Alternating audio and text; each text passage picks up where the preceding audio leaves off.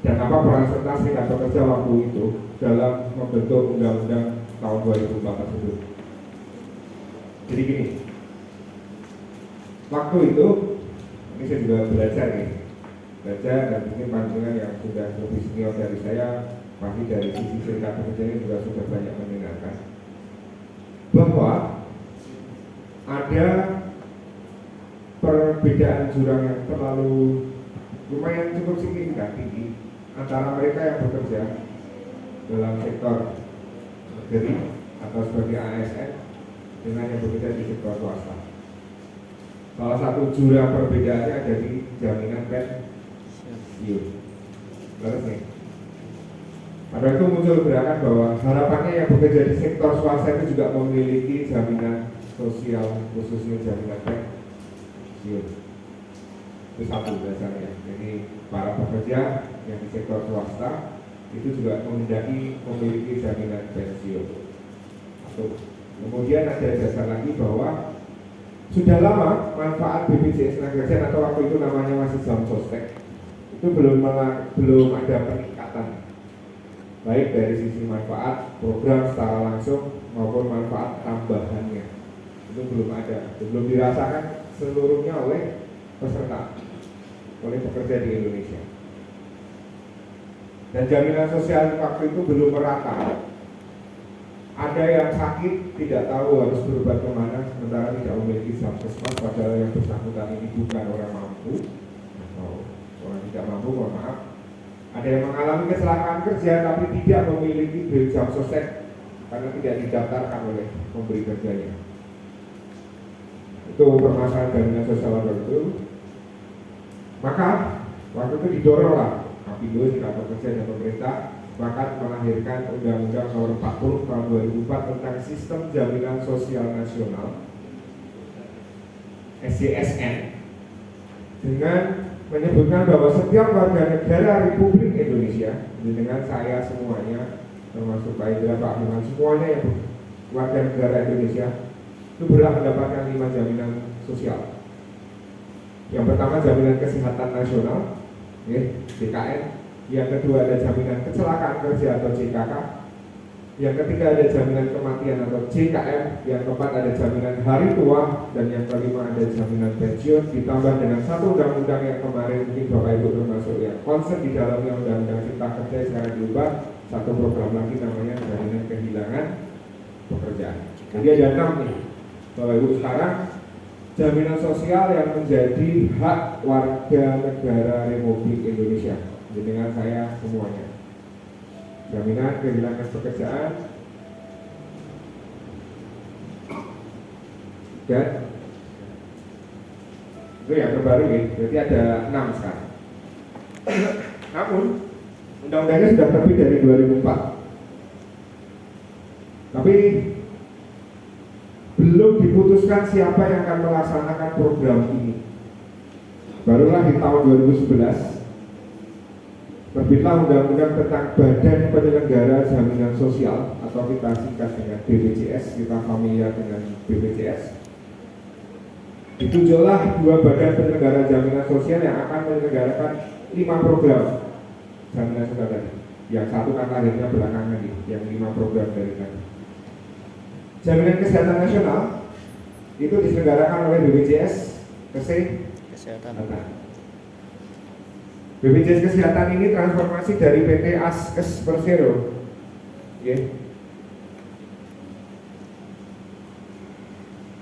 transformasi dari PT Askes Persero menjadi BPJS Kesehatan dan menyelenggarakan jaminan kesehatan secara masif, secara universal seluruh warga negara Indonesia. Ini terjawab sudah bahwa tadi ketakutan bahwa ada yang sakit tapi tidak memiliki jaminan sosial ke rumah sakit bingung, tidak punya puskesmas, saat itu terjawab melalui BPJS Kesehatan. Semua diwajibkan ikut.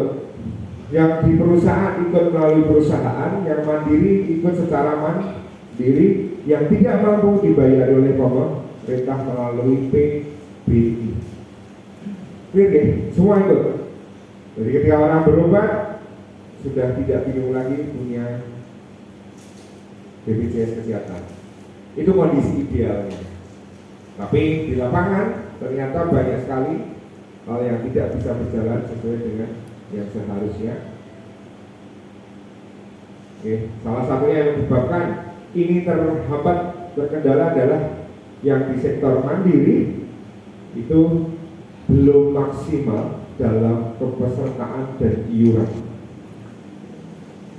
Oke, yang mandiri maksudnya kalau yang perusahaan pasti aman karena kan sudah otomatis ikut digaji dan sudah dibayar kan aman ya. Ya saya sampaikan di pasti nah, asuransi kan atau mandiri. jelas. Nah itu seringnya terjadi masalah. Dan itu menyebabkan mana uang ini belum maksimal sampai sekarang dalam sisi kepesertaan dan iuran. Tapi dari sisi manfaat saya rasa luar biasa. Mungkin boleh cerita sedikit ya kalau ada yang bilang bisnis kesehatan mungkin dan sebagainya bagaimana pelayanannya ya.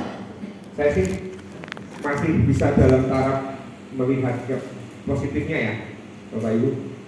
Karena kalau antri ya memang dipakai orang banyak. Saya saat ini mertua saya jantung pasang ring dan sebagainya. Mungkin kalau saya harus bayar pribadi itu mungkin bisa 100 sampai 150 juta. Tapi dengan BPJS Kesehatan itu gratis. Ya memang ada effort lebih yang harus saya lakukan.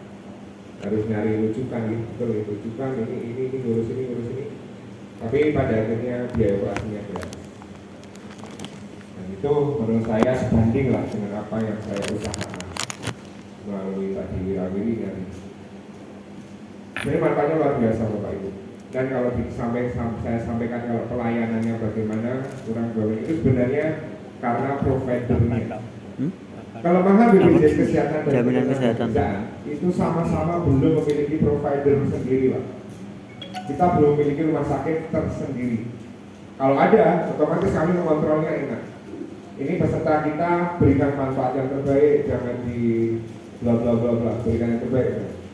Kalau kita punya provider sendiri, hal itu mudah kita lakukan. Dan kita akan mengarah ke sana. BPJS kan memiliki provider sendiri. Nah, karena kita belum memiliki provider sendiri, pemerintah masih menitipkan pelayanan BPJS itu ke rumah sakit. Kalau rumah sakit negeri pemerintah oke, bisa dikontrol langsung oleh pemerintah dan kita. Tapi yang swasta nih, itu kan murni benar-benar kepemilikannya swasta. Jadi kami hanya dalam tahapan memberikan monitoring, evaluasi, dan controlling. Nah ini permasalahan bagi jaminan sosial yang belum memiliki provider sendiri. Tapi saya rasa sekarang berjalannya waktu pemahaman tentang BPJS itu pensiun diselenggarakan oleh kami BPJS Ketenagakerjaan atau dulu yang panjenengan akrab dengan PT Jansostek Persero. Sekarang kami jadi BPJS Ketenagakerjaan, PT Askes menjadi BPJS Kesehatan. Selain berubah nama, Bapak Ibu kami juga berubah kelembagaan. Sekarang kami menjadi Badan Hukum Publik yang semula badan usaha milik negara. Apa kemudian yang dampaknya? Pertama ada istilah kami adalah prinsip-prinsip badan hukum publik yang harus kami penuhi. Nirlaba, transparansi, kemudian pengelolaan dana umat, kemudian kegotong royongan. Ada 7 ada di Undang-Undang BPJS Kesehatan. 7 itu mandat itu harus kami laksanakan dalam pengelolaan dana jaminan sosial ketenagakerjaan yang mana merupakan dana yang bersumber dari pekerja dan pemberi kerja. Bagaimana contoh gotong royongannya? Oke, Bapak Ibu, gotong royong di sini ya seperti halnya BPJS Kesehatan ya. Ketika panjenengan iur, khususnya untuk program kecelakaan kerja dan kematian, kebetulan kalau di tempat jenengan di perusahaan itu tidak iur, karena untuk kecelakaan kerja dan kematian itu dibayarkan oleh perusahaan. Itu sifatnya adalah kegotong royongan, sifatnya adalah iuran. Jika tidak digunakan oleh karyawannya gitu Pak, berarti digunakan untuk karyawan PT lain yang mengalami kecelakaan kerja. Jadi gotong royongnya antar perusahaan. Karena kalau untuk yang bekerja di perusahaan, JKN, kecuali dan kematian tidak memotong dari penghasilan karyawan. Jadi ini gotong royong antar perusahaan. Jadi kalau ada karyawan dari PT yang bukan ingat, PT akan memberikan bantuan. Sebaliknya, kalau ada kecelakaan yang dialami karyawan di sini, otomatis iuran dari perusahaan juga tersedot terserap untuk memberikan manfaat kepada karyawan PT. Jadi begitu mekanisme gotong royong. Kemudian hal transparansi, Bapak Ibu, kami sudah mempublikasikan JMO. Di sini sudah maksimal belum Pak Ketua? Izin. Ibu, JMO sudah ada yang punya? Sudah Ya, banyak. alhamdulillah. Silakan diupdate, silakan diinstal Pak.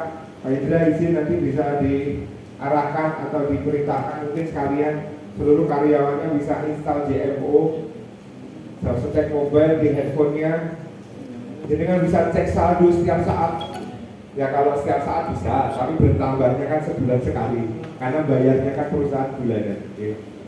Tapi prinsipnya bisa cek saldo kapan saja, di mana saja, tidak seperti dulu jenengan harusnya nunggu setahun sekali, terima berkas itu, terima slip itu, sekarang jenengan bisa update kapan pun. Kedua, transparansi data, jenengan bisa update datanya, aku bener apa enggak, alamatku bener apa enggak, KTP ku bener apa enggak, data keluarga ku bener apa enggak, kalau salah segera minta koreksi. Itu transparansi. Selain transparansi dalam bentuk laporan pengelolaan keuangan kami juga transparansi soal data. Ini data Bapak Ibu, bener nggak KTP-nya? Silahkan diproses. Jangan sampai salah. Namanya siapa, tertera di tempat kami jadi si B. Nah, nanti ketika pencairan pasca makanya dengan JM itu Bapak Ibu bisa monitor data itu sudah benar. Besok kalau ada klaim, dipastikan tidak ada masalah. Kemudian dengan JMO ini Bapak Ibu, kami ingin mempermudah pelayanan. Sekarang Bapak Ibu boleh kami informasikan, karena tadi yang diminta adalah informasi update terbaru. Klaim sekarang tidak perlu paklaring. Dengan JMO itu Bapak Ibu, kalau saldonya di bawah 10 juta, 3-4 jam cair. Di hari itu juga same day service. Bahkan kami sudah meningkatkan kapasitas, sekarang di angka 1-2 jam pasti sudah cair. Dan dengan update yang memang harus melakukan penginian data. Persyaratan penginian data adalah melakukan foto biometrik. Ya, pastikan pencahayaannya bagus. Ini saya kasih tipnya ya, kalau besok penginian data, pencahayaannya bagus, backgroundnya terang, jangan hitam, jangan coklat, bisa putih.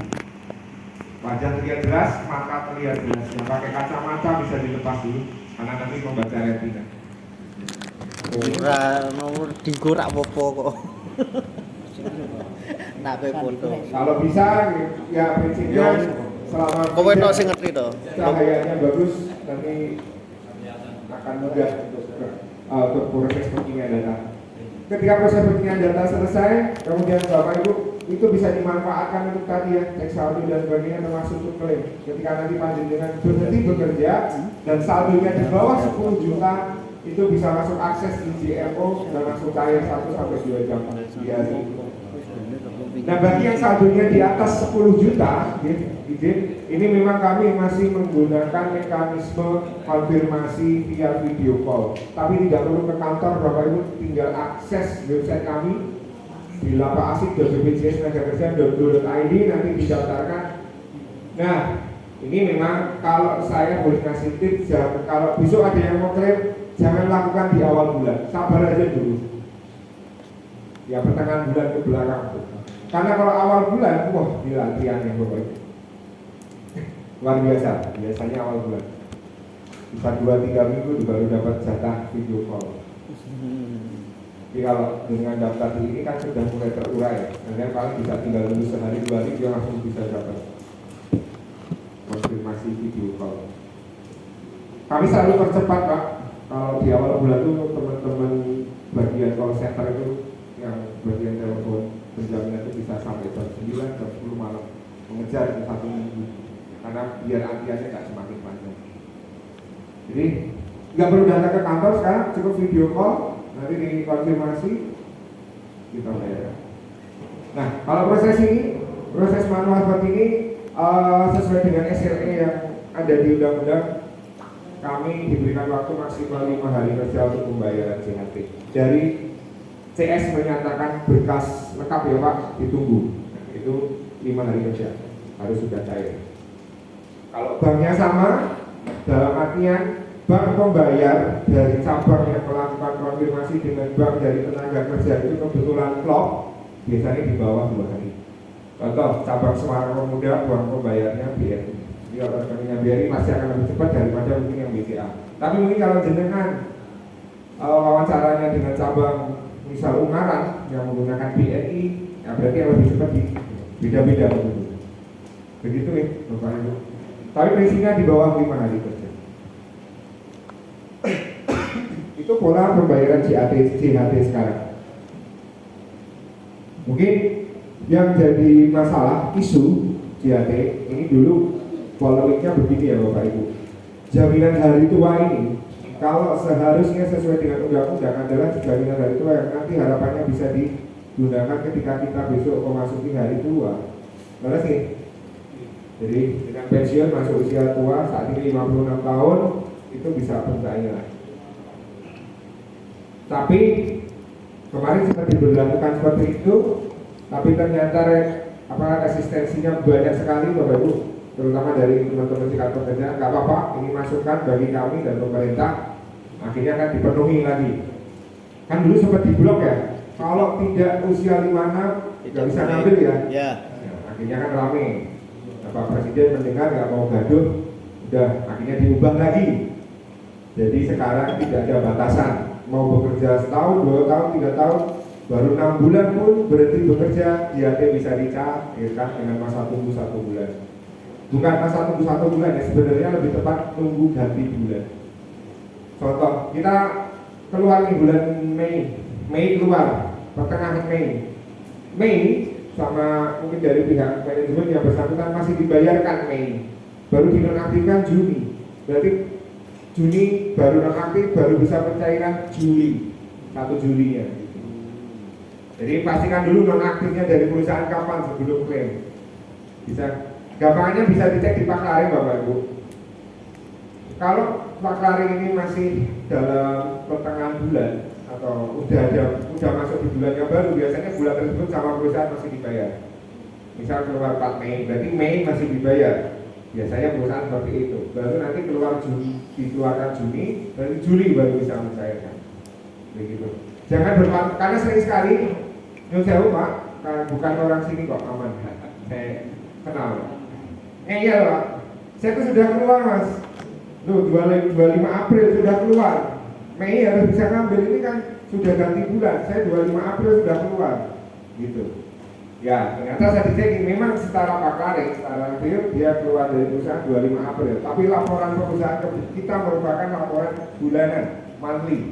April, walaupun dia bahannya sampai tanggal 25, dia masih terbaca aktif oleh perusahaan, maka dibayarkan oleh perusahaan. Baru dikeluarkan Mei baru bisa diambil Juli. Nah, hati-hati, ini sering sekali kami menemui marah-marah di kantor, protes, ternyata kesalah pemahaman atau ada itu tadi tentang tanggal keluar. Amannya Bapak Ibu pastikan aja KHD, saya sudah dilaporkan keluar belum atau bisa dicek di JFO. Kalau sudah nonaktif, sikat bisa diambil. Gitu ya. Siap. Itu JHT, pencairan dan sebagainya clear. Kemudian program yang kedua, kecelakaan kerja. Kecelakaan kerja, Bapak Ibu, di sini kata kuncinya adalah kecelakaan dan kerja. Jadi tidak semua kecelakaan itu disebut kecelakaan kerja. Kecelakaan yang akan kami lindungi adalah kecelakaan yang berkaitan dengan pekerjaan Bapak Ibu sekalian. Mulai dari berangkat dari rumah di tempat kerja, perjalanan dinas sampai pulang lagi ke rumah. Itu mungkin Bapak Ibu juga sudah paham sebagai serikat pekerja, prinsipnya kecelakaan yang berkaitan dengan pekerjaan. Ada tugas pekerjaan yang menyertainya. Nah, itu kecelakaan kerja. Kami tidak melihat jam dan sebagainya. Tentu saja jika terjadi di luar jam kerja, otomatis dari pihak manajemen harus ada format, misal surat perintah melakukan lembur, atau ada lembur, atau ada perintah lembur, atau perintah perjalanan dinas lainnya, otomatis saja ya Pak, aman. Jadi yang penting kuncinya adalah melakukan pekerjaan saat terjadinya kecelakaan, itulah kecelakaan kerja. termasuk berangkat dari tempat rumah, berangkat dari rumah dan pulang lagi. Catatannya dengan waktu tempuh yang normal dan jarak yang wajar serta merupakan kebiasaan. Contoh, waktu tempuh yang normal dari Nadia ini mau pulang ke mana Mijen ya? Ya. Berarti kan kanan terus kiri ya? Ya. Nah, ini ada nggak tahu siapa itu kok belok kiri kali Banteng terus ke Sunan ke-10 gitu. Mampir ke situ dulu. Ngapain nggak dulu? Ya, kan lewat belakang, Pak. Oh ya, ada jalurnya. Oh kalau kita Jati bisa Barat. jawab. Ternyata di jalur utamanya longsor. Ternyata lewat situ jadi wajar. Karena jalur utamanya longsor. Karena jalur utamanya macet terus. Macet. Ngejar waktu lewat sana. Kalau lewat saja aman. Aman. Gitu, kan? Tapi kalau 3 jam kan beda lagi. Nah, ternyata pengaruh juga waktu tempuh yang normal. Kalau lewat sana harusnya waktu tempuhnya lebih lama sekitar 15 menit. Ini kok sampai 3 jam ngaretnya kan jadi pertanyaan. Jadi prinsipnya Bapak Ibu yang perlu diperhatikan jarak yang normal, waktu tempuh yang wajar dan kebiasaan. Kebiasaan itu apa? Contoh, ada yang kos. Saya yang kos. Baik, saya setiap minggu. Ya, maksudnya dari rumah saya kan daerah Ngalian. Cuma sekarang domisili di daerah perbatasan Mijen sama Cangkiran. Itu kan kalau sesuai KTP kan berarti kan PT Inan sampai Nah, itu tadi Ngalian. mungkin langsung saya jawab. Ada hal ini yang saya sampaikan yang ketiga ini, kebiasaan. Kalau ternyata dia sudah pindah rumah atau ikut istri dan sebagainya misalnya, nah, kebiasaannya pulang ke situ kok, nggak masalah. Memang kebiasaannya pulang ke rumah kakeknya, neneknya, tidak pulang ke rumah orang tuanya. Memang kebiasaannya begitu. Nah itu kita bisa dapat dari mana? Dari konfirmasi ke rekan kerjanya, ke HRD-nya. Kita konfirmasi ke tetangganya. Memang benar ya Pak A ini setiap pulang ke sini. Dia mah semenjak kakeknya sakit, si Adit ini butuh nih pulang ke sini nggak pulang ke orang tua. Kebiasaan wajar gitu. Dilakukan sudah beberapa kali dan ada penyebabnya gitu. Itu kebiasaan. Atau saya setiap Senin pulang. Setiap Senin berangkat dari Solo ke Semarang travel. Kebiasaan. Rutinitas mingguannya saya kos, pulang lagi Jumat. Nah itu sebuah kebiasaan yang selalu berulang. Nah itu kalau terjadi resiko kecelakaan. Walaupun perjalanan saya ke rumah Solo, tapi terjadi di Jumat hari dan memang kebiasaan saya selalu pulang setiap Jumat. Begitu?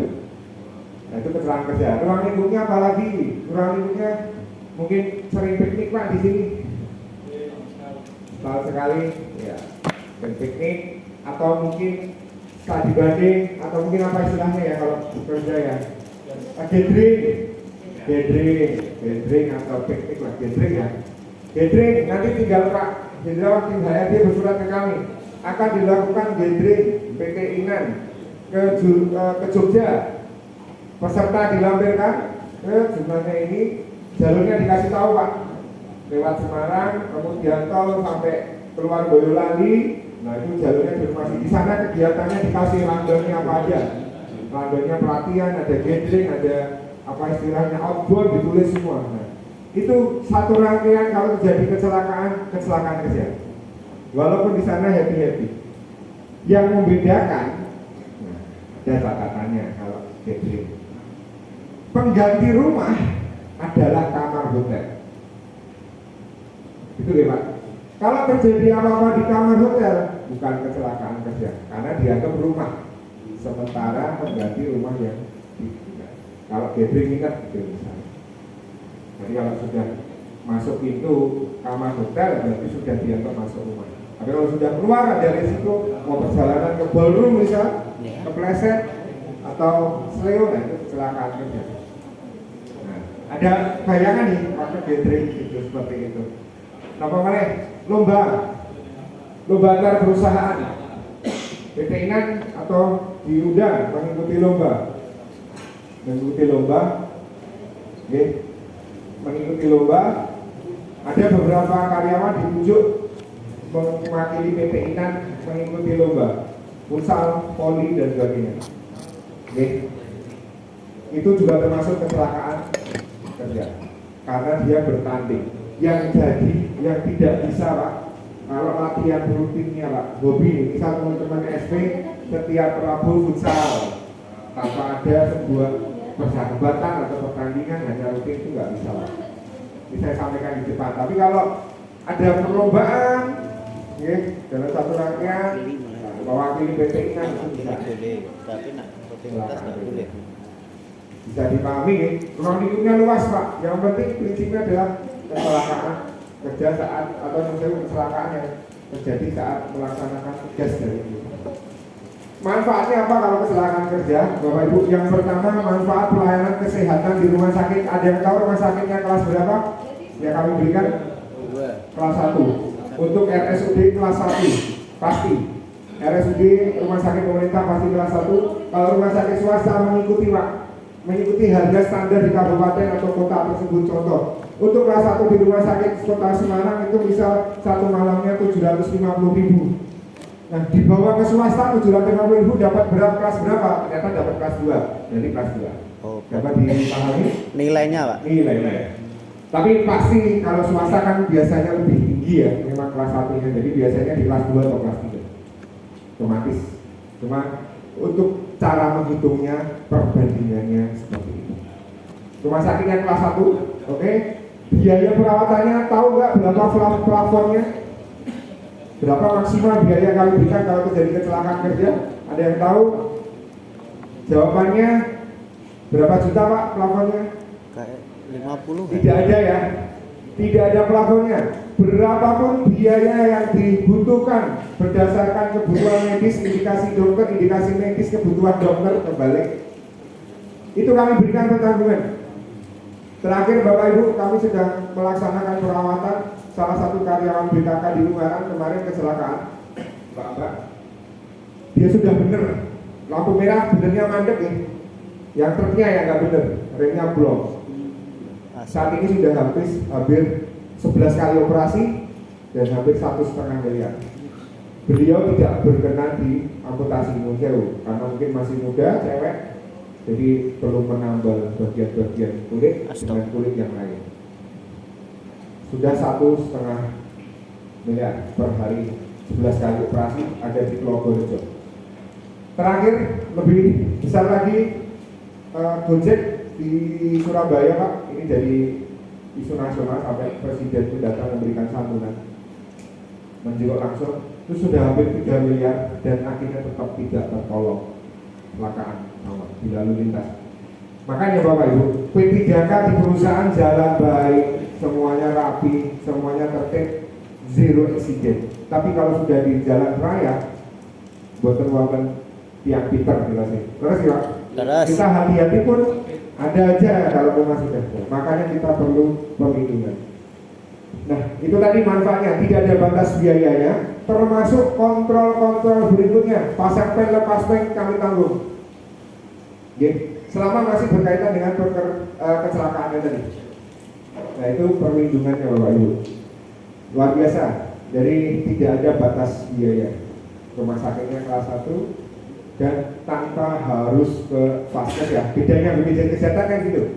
Kalau BPJS Kesehatan kita sakit ada apa itu simptomnya, ada apa istilahnya, rasa-rasanya keberbeb, ya Pak ya, mulai angin, mulai stasiun, pilek, mulai pusing kepala kan ada kelihatan nih, baru periksa. Oh ternyata kalau mari-mari naik ke rumah sakit. Tapi kalau BPJS Kesehatan kan sifatnya insiden ya, betul sakit namanya jebret, dokter keluarga lah, rakyat tuntutan. Kan, jadi langsung ke rumah sakit boleh.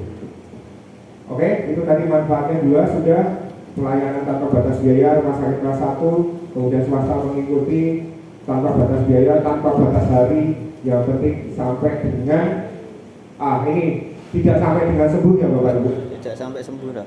Tidak sampai sembuh, tapi sampai bisa bekerja kembali. Nah, tidak cuma sampai sembuh kita, sampai bekerja kembali Pak. Maksudnya gimana Mas ini? Oke. Karena rangkaiannya panjang. Tadi kecelakaan kerja contoh ya, dibawa ke rumah sakit, oke. Pulang lagi masih kontrol. Kemudian biaya kontrolnya masih ditanggung. Masih dapat bantuan Pak, santunan yaitu santunan transportasi dari Karyadi. Kecelakaan kerja dibawa ke Karyadi tidak ada alatnya karena patah tulang harus dibawa ke Karima Utama Solo yang paling bagus untuk patah tulang.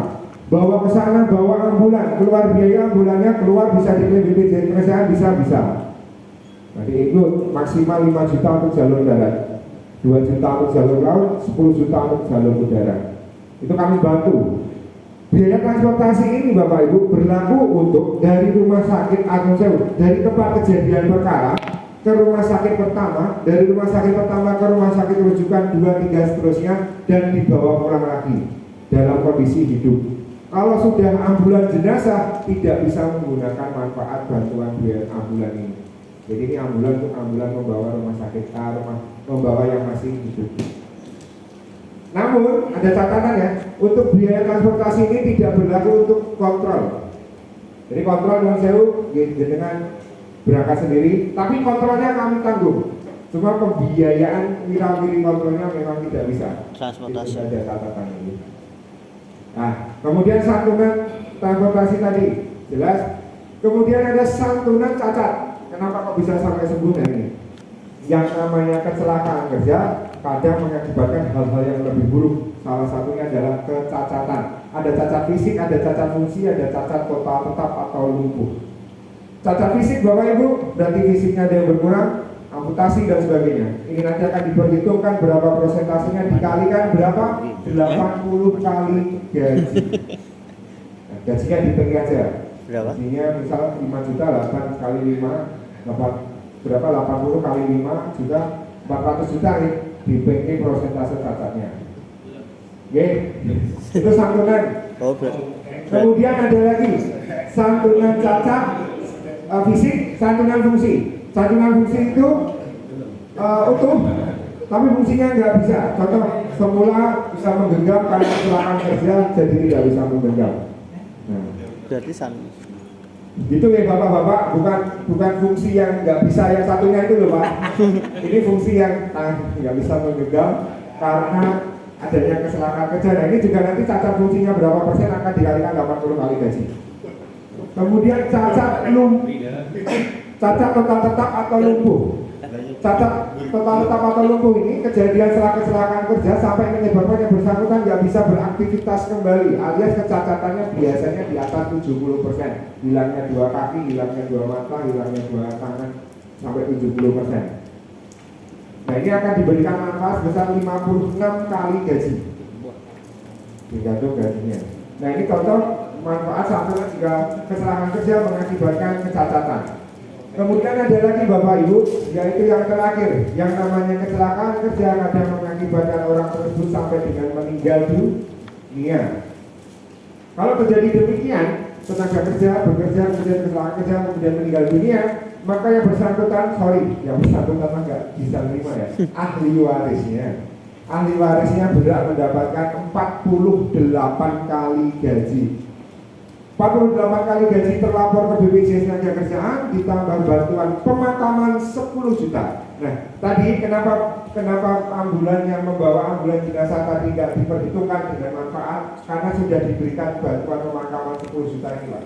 Tapi jadi kecelakaan kerja sampai meninggal dunia. 48 kali gaji diganti ditambah 10 juta ditambah 12 juta merupakan santunan kematiannya. Jadi 48 kali gaji ditambah 22 juta rupiah itu utara itu ya. Tergantung gajinya berapa nanti dihitung aja masing-masing. Kalau aku besok kecelakaan kerja nanti lawan manfaatku kudune semene. Ora aku ninggali anakku besok. Nah kayak gitu. Bono.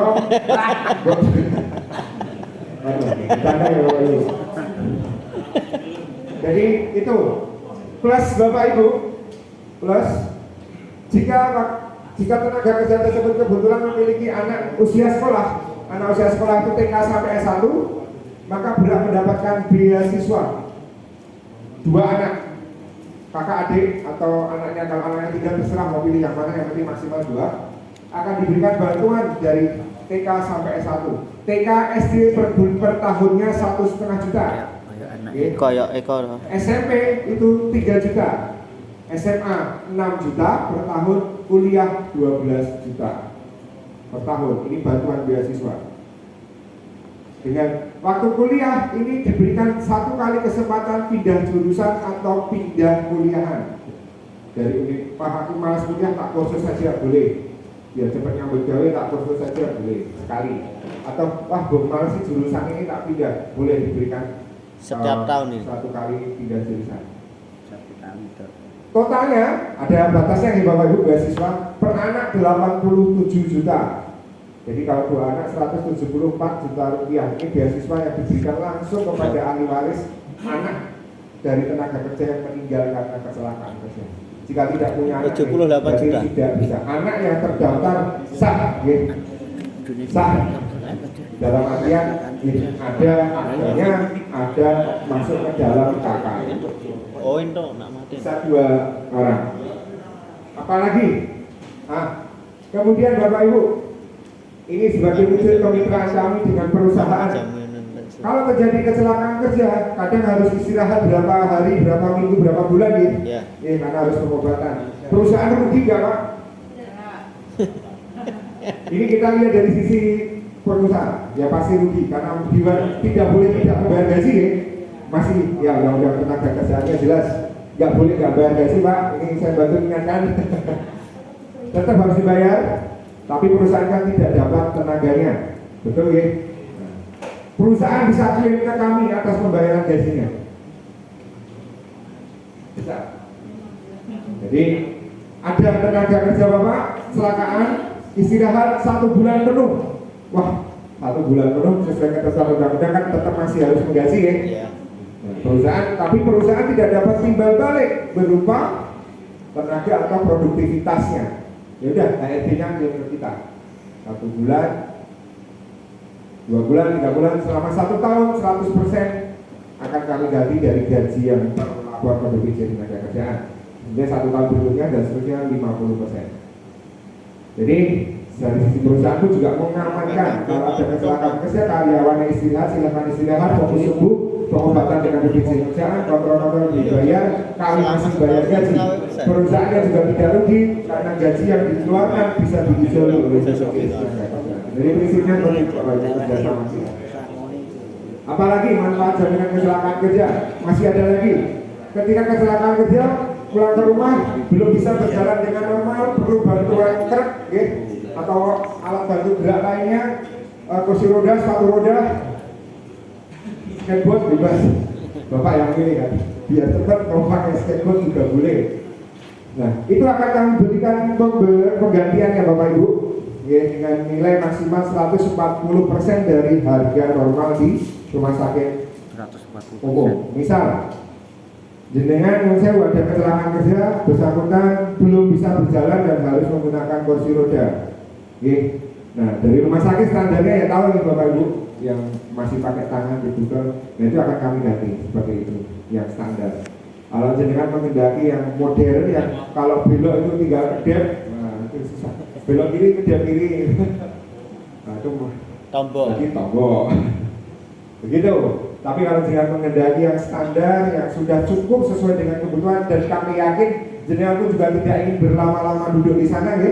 Nah makanya kami berikan sesuai dengan harga dari RSUD.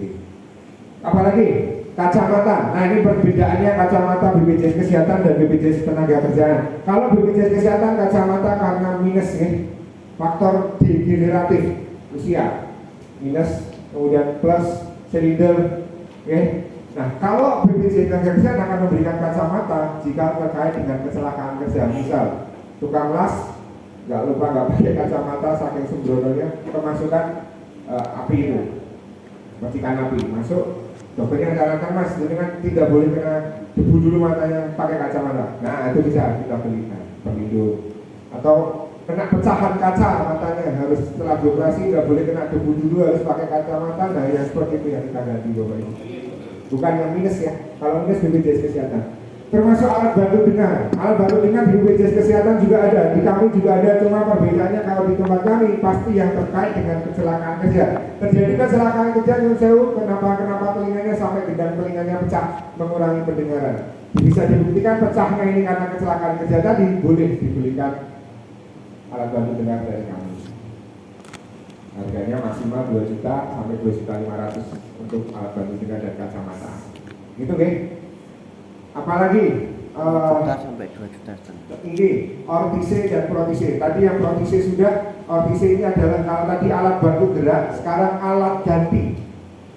Contoh, kecelakaan kerja, jebret, harus keputusan dokter, kebutuhan dokter indikasi medis harus diamputasi kakinya atau tangannya. Nyun sewu. Selesai, wah, nyun sewu, karena jadi tidak sempurna. Mas, bisa nggak saya pakai kaki palsu, tangan palsu? Bisa. Jadi ada pengganti alat gerak, kaki palsu, tangan palsu itu juga. Ya nggak bisa mungkin ya, muka palsu, tangan palsu. Itu kalau sampai foto saya berarti sudah nggak ada orangnya. Gitu. Rambut palsu, ya itu nggak bisa. Yang nggak bisa, yang berbau kosmetik Bapak Ibu, dan ini khususnya Bapak Ibu nih, saya ada cerita. Kemarin ada kecelakaan kerja, kita rawat sembuh, cuma memang menimbulkan bekas luka. Dokter sudah menyatakan ini sembuh. Yang menyatakan sembuh itu bukan kami ya. Kami komen ngikutin dokter yang merawat. Bilang belum sembuh ya kami lanjutkan perawatannya. Bilang dokternya sudah bilang sembuh ya kami stop.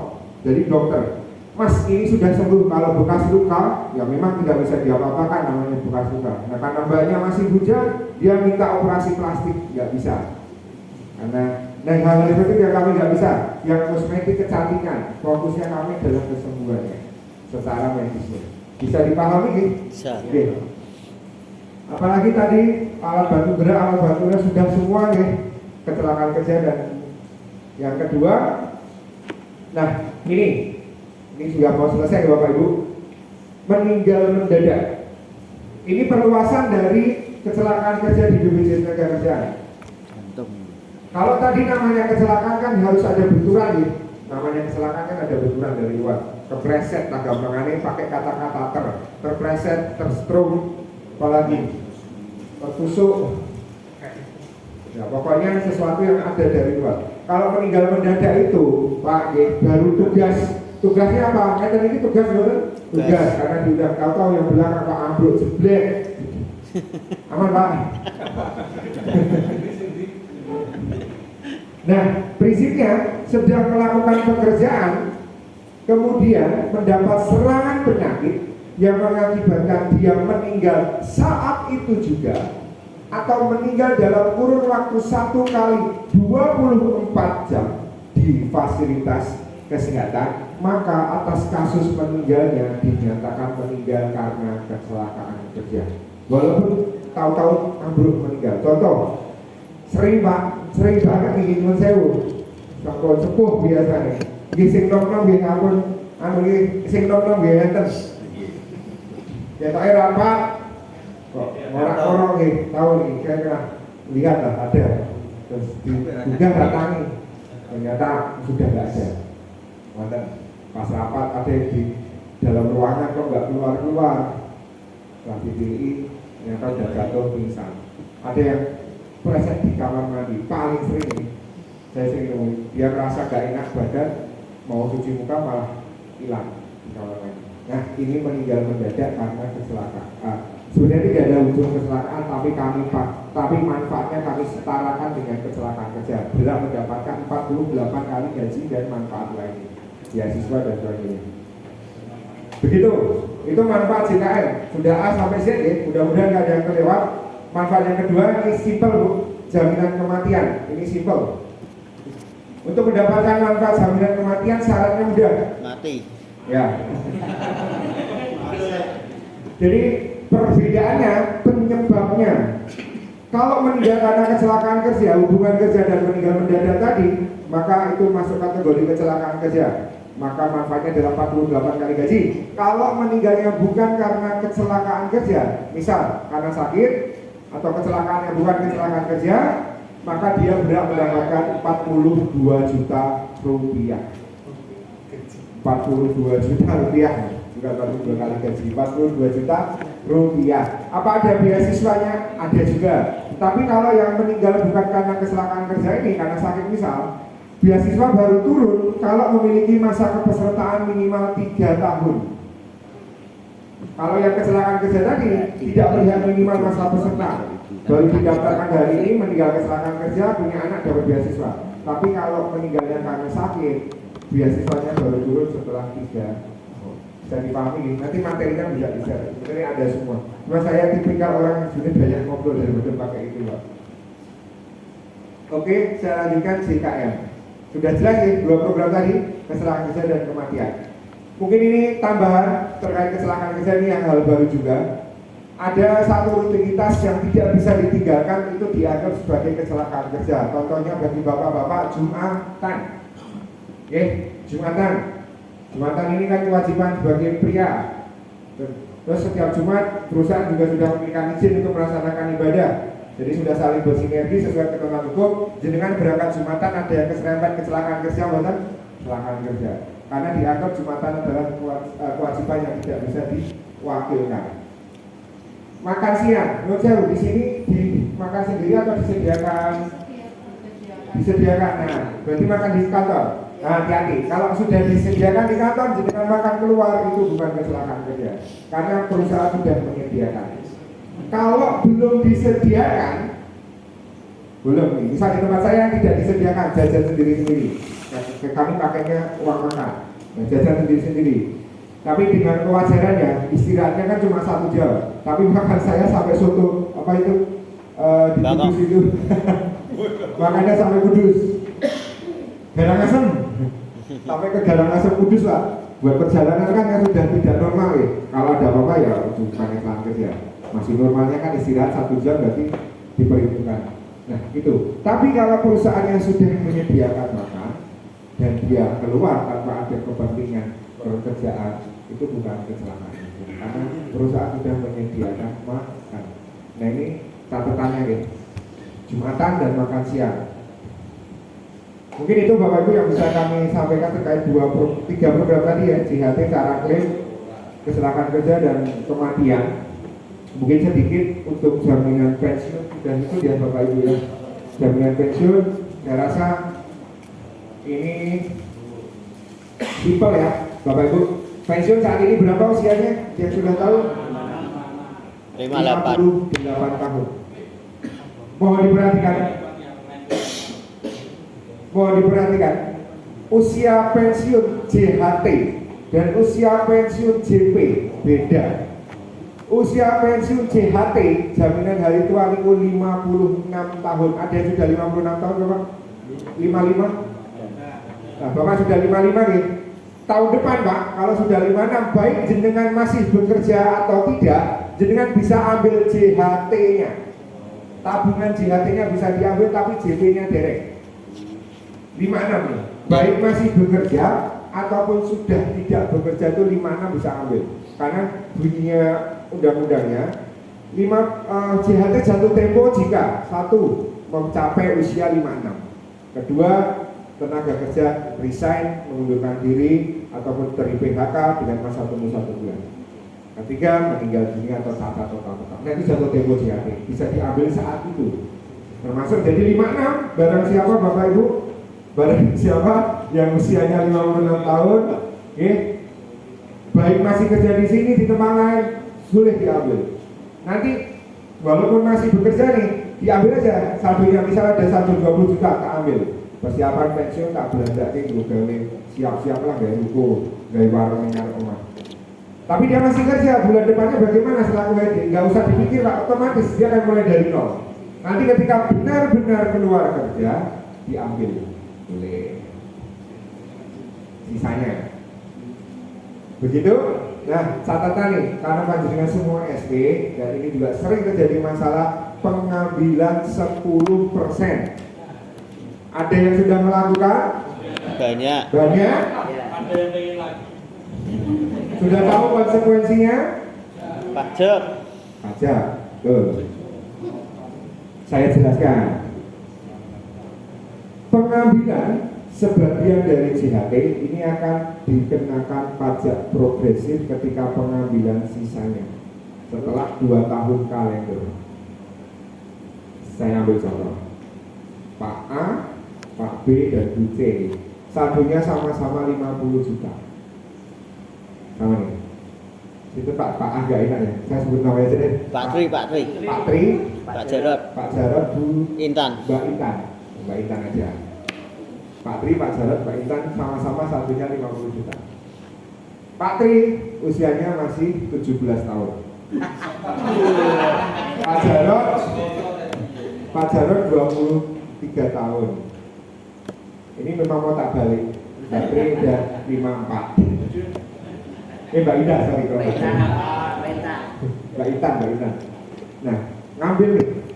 Waktu ketika saldonya sama 50 juta, ayo ini jari jalan sukses iso dijupuk loh. Nah, sepakat ngobrol nih, dijupuk 10% oleh 5 juta lumayan. Terus ganti HP misal. Ya anaknya lagi menuju sekolah. Misal ada obrolan itu, ngambil nih. Pak Tri, Pak Jarot, Mbak Intan ya, ngambil. Akhirnya Pak Tri ngambil 5 juta. Berarti beliau saldo 50 diambil 5 juta masih 45. Usianya masih 17 nih tadi ya. Terus Pak Jarot ini akhirnya tidak ngambil. Nggak salah, man. Gitu. Mbak Intan 54, usia pensiun di kantor berapa di sini? 56. Berarti 56. Oke. Taruhlah berarti tak naikkan setahun ya Mbak, 55. Mbak Tri ngambil 5 juta karena usianya 55. Mbak Intan kok, Mbak Tri lagi ngambil 5 juta. Berarti yang mengambil adalah Pak Tri dan Mbak Intan. Pak Jarot nggak jadi. Jadi saldonya Pak Jarot masih 50, kemudian Pak Tri 45, Mbak Intan tinggal 45 juga. Bisa masuk di sini? Masuk. Nah, kemudian berjalanlah waktu karena masih bekerja. Mbak Intan pensiun duluan tentu saja. 2 tahun, setahun kemudian pensiun ya, karena 55 ke 56. Mbak Intan ngambil sisanya. Karena dia masih ada bekerja setahun lagi, taruhlah berarti saldonya balik lagi ke 50. Pahami ya? Balik lagi ke 50. Nah, kemudian Mbak Intan ngambil. Setelah dicek datanya, ada catatan beliau Mbak Intan ini pernah mengambil 10% tapi 1 tahun yang lalu. 1 tahun yang lalu. Oke, setelah dicek, nah tadi yang perlu saya sampaikan. Pajak progresif ini berlaku setelah 2 tahun kalender. Karena Mbak Intan masih di bawah 2 tahun histori pengambilannya, berarti Mbak Intan belum terkena pajak progresif. Lolos. Pajaknya masih pajak final 0 sampai 50 juta kena pajak bukan 0. Terus ada histori 5 juta tadi pas pencairan pertama. Jadi secara total saldo beliau adalah 55. Berarti kenanya yang 5 juta saja. Kali 2,5. Dikali 5%. Oh, 5%. Pokoknya kalau pajak final ya, pajak final itu di atas 50 juta 5%. Di atas 100? Semua sama. 5. Jadi nilai saldo terakhir dikurangi 50 dikali 5%. Misal saldonya 70 juta, berarti 70 dikurangi 50, 20 juta, maka 20 jutanya yang kena 5%. Begitu seterusnya. Itu pajak final. Jadi terhitung tetap pajak final. Oke, saya lanjutkan. Saya akan membandingkan Pak Pri dan Pak Jarot. Bekerja terus nih, terus usia 56 sama-sama mengambil. Tadi nggak jadi Pak, tak ralat usianya sama ya Pak ya, 25. Biar enak membandingkannya. Karena kalau beda nanti ada kan beda hitungannya. Taruhlah kemudian saldonya setelah bekerja sekian tahun jadi 100 juta semua. Pak Jarot 100 juta, panjenengan jadi 95 juta. Oke, karena kemudian datang ke BPJS semua. Ini belum ada JMO misalnya. Datang ke BPJS, kita cek Pak Jarot, Pak Tri. Pak Jarot tidak ada histori pengambilan 10% yang tadi gak jadi diambil. Kita bandingkan pajaknya. Maka Pak Jarot hanya akan kena pajak 5%. secara final berarti saldo di atas 50 juta. 100 juta dikurangi 50, 50 kali 5%, 2,5 juta. Berarti pajaknya 2,5 berapa? Terimanya 97,5. 7.500. Nah, Pak Tri, Pak Tri kita cek. Loh, Pak Tri sudah pernah ada histori pengambilan 10% tahun lama kan? Makanya ketika ngambil sisanya ini pajak beliau berubah jadi progresif karena sudah di atas 2 tahun tadi. 95 juta ya, dengan asumsi 5 juta sudah dikantongi, berarti 95 juta. Karena progresif itu 0 sampai 50 jutanya jadi kena Pak, 5%. Yang Pak Jarod tadi nggak kena, Pak Tri jadi kena karena pernah ada histori pengambilan. Berarti 5 kali 50 juta sudah 2,5 juta. Masih 45 juta. Itu kena pajak 15%. Coba dihitungkan yang bawa kalkulator. Berapa? 45 kali 15. 45 kali 15% dari 45 juta berapa Pak? 6.500. 6 juta 700, 5 juta 750. 6 juta 750. 70. Sekitaran Encer, 677. 6 juta 750, betul? 6750 ditambah 2,5 berarti 9.250, betul ya? 9 juta 250. Pajaknya totalnya jadi 9 juta 250 Pak untuk Pak Tri. Padahal ngambilnya cuma juta. Pak Jarod nggak ngambil pajaknya cuma 2 juta. Itu perbedaan pajaknya. Bisa semoga dengan contoh tadi bisa dipahami ya Bapak Ibu. Prinsipnya yang pernah mengambil 10% di atas 2 tahun memang nanti pajaknya akan terkena progresif. Nah ini yang mau jadi perhatian agar kedepannya kalau dia mau ambil untuk pertimbangan. Kalau Mbak Intan tahu nih, nggak apa-apa, tahun depan aku pensiun, diambil boleh, nggak apa-apa, karena pajaknya tidak akan berubah karena di bawah 2 tahun. Gitu. Jadi contoh, ini memang maksudnya pemerintah tuh gini. Maksudnya diambil dulu, selanjutnya tadi ada 80, ambil dapat 8 juta lumayan. Dulu menyiapkan tempat usahanya, persiapan pensiun juga dapat pesangon dari perusahaan, JHT-nya semuanya diambil buat beli modalnya, tapi tempatnya sudah ada. Maksudnya seperti itu.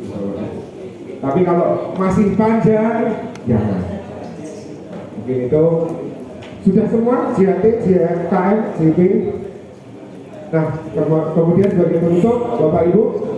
Om, mau tanya, setelah 5, ini kan mau tanya, yang untuk jaminan pensiun. Terkait dana pensiun kan setelah purna kan sekitar 56 tahun.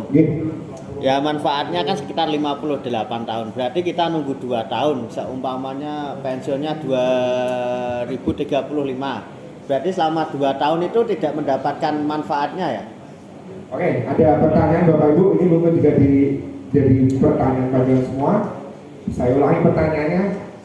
Bagaimana atau apa yang terjadi dalam masa tunggu ketika pensiun dari perusahaan dan menunggu pensiun dari BPJS Kesehatan untuk jaminan pensiun? Saya berikan catatan dulu Bapak Ibu di undang-undangnya nih siap-siap kaget. Bahwa usia pensiun akan naik 1 tahun per 3 tahun. Ya. Saat ini 58 tahun, sampai naik di 63. 2022 kemarin. Desember. 2025 akan jadi 59. 2028 akan jadi 60. 2031 akan jadi 61. Begitu seterusnya sampai 65 tahun. 65 sih. Maksimal 65 tahun. Saya yang mungkin masih usia di bawah 35 tahun saat ini itu akan pensiun di usia 65. Usia jauh. Nah, dengan harapan nanti perusahaan juga mendorong Pak, karena usia pensiunnya naik, usia pensiun di perusahaan kalau bisa juga diupkan. Nah, begitu mengikuti 65 yang besok pasti usia pensiun di PT Inan mungkin 63 64. Tapi ini memang semua ini kan berdasarkan kalkulasi gitu. Apakah bisa dirubah, bisa. Ya kalau panjenengan dari segi pekerja ada pertimbangan matang dan sebagainya, diusulkan ke skala nasional pasti akan didengarkan pemerintah. Kalau dari kami kan nggak bisa, karena kami kan penyelenggara. Tapi kalau dari jenengan merasa kurang puas dengan keputusan itu, malah jenengan bisa menyampaikan pertimbangan dengan matang ya tentunya. Kalau kami misal besok diubah, Mas nggak jadi 3 tahun naik, ya kami siap. Kan kami badan penyelenggara. Apapun yang kemudian menjadi regulasi antara kesepakatan antara pemerintah, APindo dan SP, kami yang menyelenggarakan kan begitu. Tapi saat ini yang berlaku seperti itu nih, Bapak Ibu. Nah kemudian betul Mas, dalam masa tunggu itu kan JHT-nya 56, saat ini JP-nya 58. 2 tahun itu memang tidak bisa atau belum bisa mendapatkan manfaat apapun dari JP. Begitu. Nah jaminan pensiun nanti ketika 58 baru akan mulai dibayarkan, entah lamsam, entah lamsam itu dibayarkan sekali atau bertahap setiap bulan. Dibayar plek, dia meninggal dilanjutkan janda atau bidanya plek, meninggal atau menikah kembali dilanjutkan oleh anaknya sampai dengan 2 anak. Bagi anak yang belum berusia 23 tahun, belum bekerja dan belum menikah, sama seperti PNS. Nah itu JP-nya. Catatannya untuk mendapatkan yang berkala harus minimal memiliki masa iur berapa tahun? 15 tahun. Kalau tidak ada 15 tahun maka dikembalikan secara sekaligus. Begitu. Tapi ada satu catatan khusus ya. Ada special case, ada kasus khusus yaitu jika terjadi resiko meninggal dunia bagi tenaga kerja yang mengikuti program jaminan pensiun dan yang bersangkutan sudah memiliki masa iur minimal 1 tahun, maka dia langsung berhak mendapatkan bulanan walaupun iurannya belum ada 15 tahun. Tapi kalau dia meninggal sudah mengiur JP-nya 1 tahun ke atas, langsung dapat Pak bulanan, plak. Kalau meninggalnya belum ada 1 tahun masa iur, belum terima, masih dibalikan iurannya secara langsung. Itu contoh khusus kalau terjadi resiko meninggal dunia. Ini ada pertanyaan lain Pak? 4 program sudah? Monggo.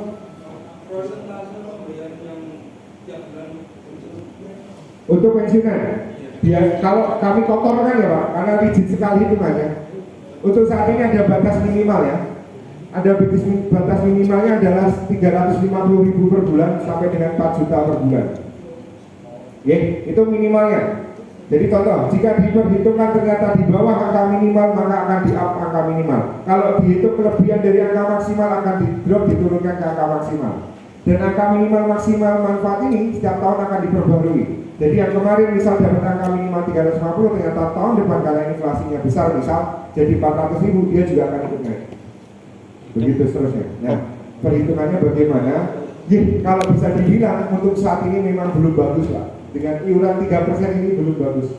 Jadi rata-rata nanti hanya di angka 15-25% dari gaji terakhir.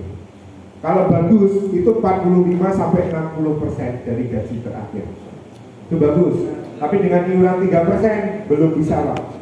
Kemarin kita menghitung ya, sempat ramai dulu. Ini nggak waktu zaman Yosef. Waktu jaminan pensiun ini muncul, ini kan ada isu iurannya 8%. 3 potongan karyawan, 5 dari pemberi kerja. 5 dari perusahaan. Sama-sama teriak lah. Wah potongan meneh, sing pemberi kerja. Wah iuran meneh. Kan akhirnya diturunkan 3%. Akhirnya ya manfaatnya juga karena ini kan jangka panjang ya, investasi jangka panjang, jadi tidak bisa maksimal. Diperhitungkan hanya di angka 15-25%. Maksudnya gimana? Kalau gajinya terakhir 1 juta, paling besok pensiunnya 150-250.000 per bulan. Kalau gajinya 2 juta, ya berarti 350.000-500.000 per bulan. Gajinya 4 juta terakhir ya Pak, berarti ya sekitar 1 juta sampai 1.500.000. Kalau yang bagus, hampir 50% sampai 60%. Itu bagus, lumayan lah, sudah aman. Pensiun terakhir gaji 5 juta misal, sudah pensiun masih dapat 2,5 sampai 3 juta, itu bagus. Tapi kalau dengan iuran sekarang belum mampu, paling di angka 1 sampai 1,5. Jadi di angka itu ya Pak sekitar 15 sampai 25%. Jadi belum bisa belum menggembirakan. Tapi minimal sudah ada. Oh, tak Tinggal enggak. nanti kita coba antara pastinya pemerintah kalau melihat ini kurang pasti akan dinaikkan dari sisi iurannya. Cuma tentu saja menaikkan iuran jaminan pensiun kan tidak mudah ya. Harus ada kesepakatan memberi kerja dalam hal ini Apindo, Serikat Pekerja dan pemerintah. Begitu. Ada pertanyaan lagi? Monggo Pak. Cara mendapatkan beasiswa tadi gimana caranya Pak? Oke.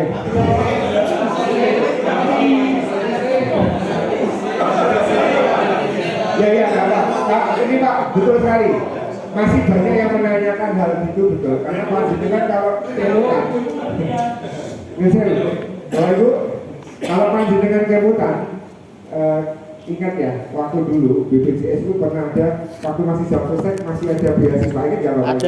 Ada. Ini tidak melekatkan program, jadi di data semua perusahaan, misal PT-nya dapat 15 orang, dicari 15 orang dari murid, anak dari karyawan yang berprestasi, 15 itu dapat. Betul Pak, memang kalau pertanyaannya seperti itu, mengingat pada zaman dulu kita masih ada program bantuan beasiswa. Tapi sekarang sudah tidak ada. Bantuan beasiswa sekarang melekat ke program jaminan kecelakaan kerja dan jaminan kematian. Untuk mendapatkan beasiswa karena melekat ke dua program tersebut, maka harus satu mengalami kecelakaan kerja dulu sampai meninggal dunia, atau meninggal dunia karena sakit dan memiliki masa iur 3 tahun. Jadi itu syaratnya. Dia prinsipnya itu. Saya enggak. Ya kalau dulu memang tidak melekat ke program, jadi semacam program tahunan, jatah nantinya berapa, 30 orang, oke tahunan dapat 10 lagi ditukar orangnya biar semua merasakan, kan dulu gitu. Tapi sekarang tidak bisa Bapak Ibu dari BPJS ini, karena pengelolaan kami, kalau dulu kan kami masih benefit. Jadi apa yang kami kelola ada keuntungan, itu salah satu keuntungannya ke beasiswa. Sekarang semua keuntungan harus dikembalikan ke prosentase pengelolaan atau hasil pengembangan dari kelanjutan. Jadi tidak bisa buat mau kegiatan apa. Tanya Bapak, kita aja kemarin bisa ngasih sembako semua berapa. Ya tapi memang sekarang nggak bisa Pak, karena kami harus fokus melaksanakan program intinya saja. Ada lagi? Belum kita tutup, sudah jam 5. Gila dong kan di tanah. Ini paling enggak saketan, saket kamu. Tanggal kebalik Januari 12 tanggal 12. Terus saya sudah mengajukan masih salah lagi. Malah 12 Februari. Ya itu caranya gimana? Melihat sekarang tuh saya takut kalau nanti ambil KTP-nya nggak sama. Ya, bagus Pak. Memang harus segera dibetulkan, harus segera dikoreksi, cari yang salah gitu, betul. Kalau ada kesalahan, Bapak Ibu cek datanya seperti Pak Sini tadi. Pak Nur ada kesalahan harus segera dikoreksi.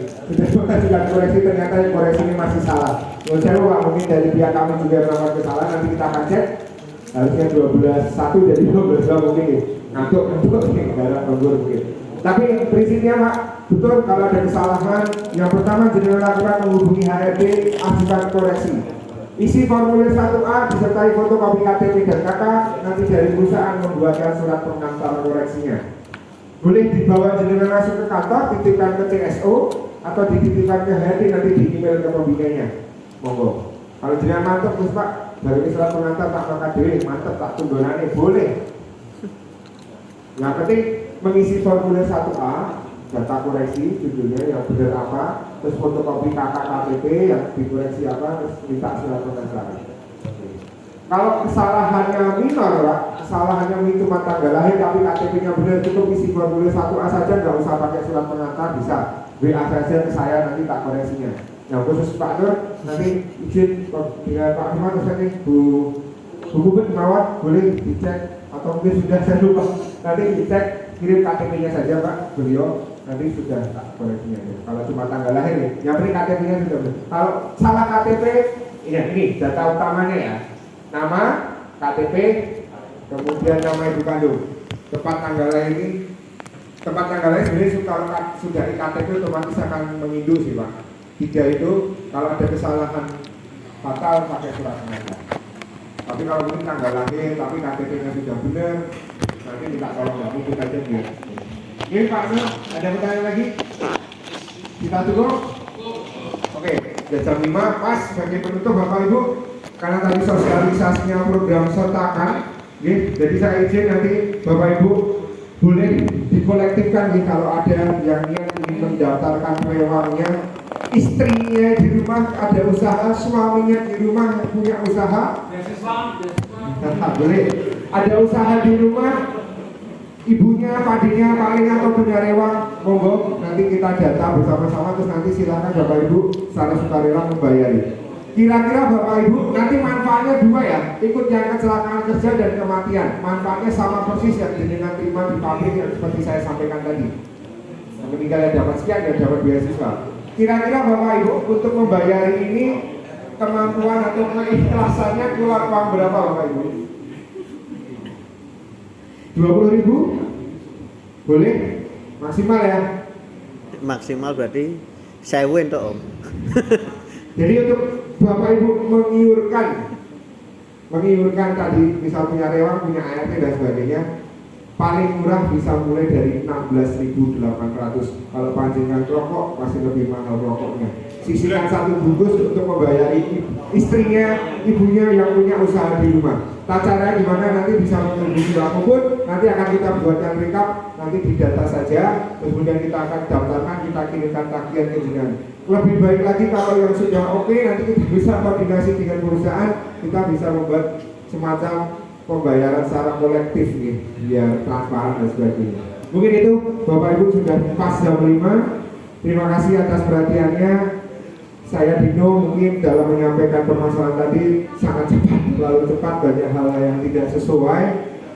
Kemudian ada kata-kata saya salah dan kurang berkenan bagi Bapak Ibu sekalian. Saya mohon maaf yang sebesar-besarnya. Pak Ketua, Pak Firman, terima kasih.